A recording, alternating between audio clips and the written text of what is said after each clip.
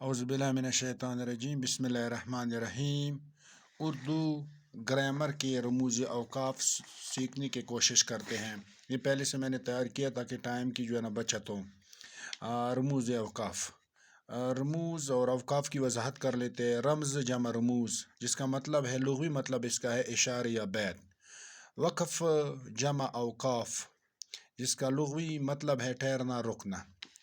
تو نمبر 1، سکتہ، یہ اس کی علامت ہے۔ اردو ادب میں سب سے کم ٹھہراؤ کو سکتہ کہتے ہیں۔ مثلا روکو، یہ پھر سختی کی علامت، مت جانے دو۔ اسی طرح میں کہتا ہوں کہ میرے چند دوست ہیں جو مجھے کافی نزدیک ہیں۔ مثال کے طور پر میں کہتا ہوں کہ اسلم، پھر میں سختی کی علامت ڈالوں، خالد، پھر سختی کی علامت ڈالوں، پھر کوئی اور نام بولوں۔ تو اس طرح سب سے کم ٹھہراؤ کے اندر یہ سختی کی علامت ڈالی جاتی ہے۔ نمبر 2، وقفہ، اس کی علامتوں سے تھوڑی سی مختلف ہے۔ الٹا پیش ڈالو اور اس کی نیچے ایک نقطہ ڈالو۔ سکتہ سے ذرا زیادہ ٹھہراؤ کو وقفہ کہتے ہیں۔ مثلا روکو مت، پھر وقفہ، جانے دو۔ نمبر 3، رابطہ، یہ اس کی علامت ہے۔ جہاں جملے کی کسی سابقہ بات یا خیال کی تشریح یا تصدیق کی ضرورت ہو۔ مثلا بقول شاعر، اچھا یہ مثلا سے آگے بھی رابطے کی علامت ڈالی گئی اور شاعر سے آگے بھی یہ رابطے کی علامت ڈالی گئی۔ سحر سے پوچھ لو محسن۔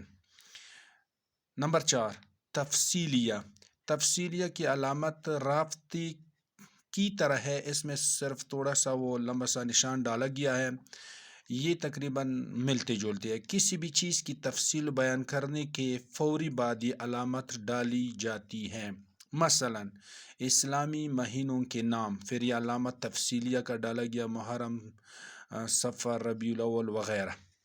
اچھا نمبر 5، سوالیہ یا استفہامیہ، اس کی علامت یہ ہے، کسی بھی سوال کے آخر میں یہ علامت، اس طرح کی علامت ڈال دی جاتی ہے۔ مثلا خالد کب اسکول جاتا ہے، خالد کب اسکول جاتا ہے، یہ علامت ڈالی گئی۔ اور یہ ان جملوں کے آخر میں ڈالا جاتا ہے جن جملوں میں کب، کیا، کیسے، کیوں کے الفاظ استعمال ہوتے ہیں۔ نمبر 6، ندائیہ، ندائیہ یہ اس کی علامت ہے، اور یہ پکار کے لیے ہم اس کو استعمال کرتے ہیں۔ مثلا میرے ہم وطنوں، پھر یہ ندائیہ کی علامت۔ السلام علیکم، پھر یہ ندائیہ کی علامت۔ جناب علی، پھر یہ علامت۔ اچھا نمبر 7، فجائیہ، فجائیہ عربی زبان کا لفظ ہے جس کا مطلب ہے، لغوی مطلب اس کا ہے اچانک۔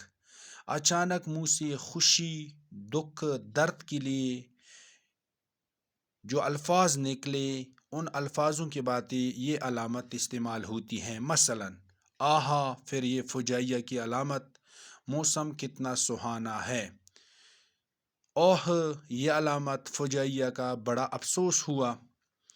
تو اسی طرح یہ اچانک جو منہ سے خوشی، دکھ، درد وغیرہ کے الفاظ جو نکل جاتے ہیں، اس کے فوری بعد یہ علامت ڈالی جاتی ہے۔ نمبر 8، ووین، یہ ان کی علامت ہے۔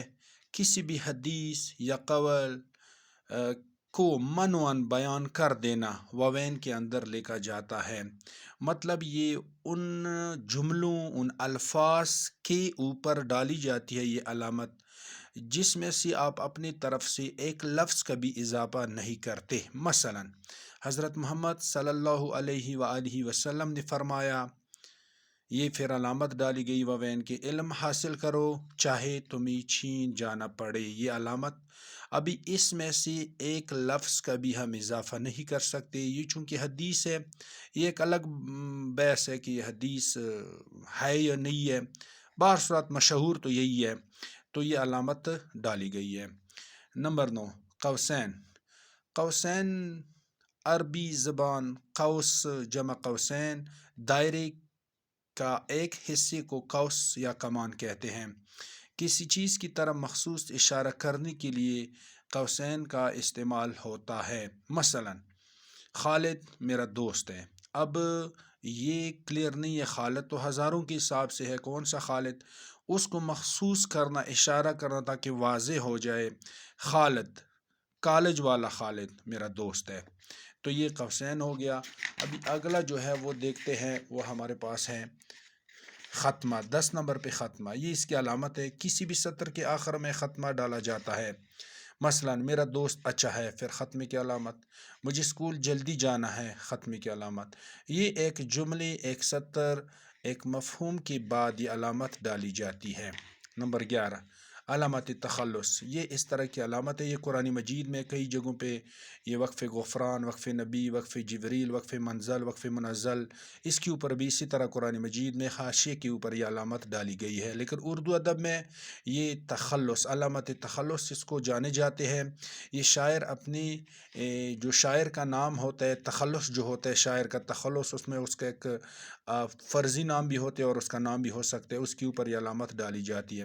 اشعار کے آخری شعر میں شاعر اپنا تخلص استعمال کرتا ہے اور تخلص کے اوپر یہ علامت ڈالا جاتا ہے۔ مثلا سحر سے پوچھ لو محسن، ہم سویا نہیں کرتے، یہ علامت اس لیے ڈالی جاتی ہے کہ فرض کرے اگر یہ شعر ہے سحر سے پوچھ لو محسن، مقصد یہ ہے کہ اس شعر میں محسن کا جو لفظ ہے اس کا آپ نے معنی نہیں نکالنا ہے، یہ سمپلی آپ نے محسن پڑھنا ہے، اور اس شعر میں اس محسن کی آپ نے تشریح نہیں کرنی ہے کیونکہ کسی کا نام ہے۔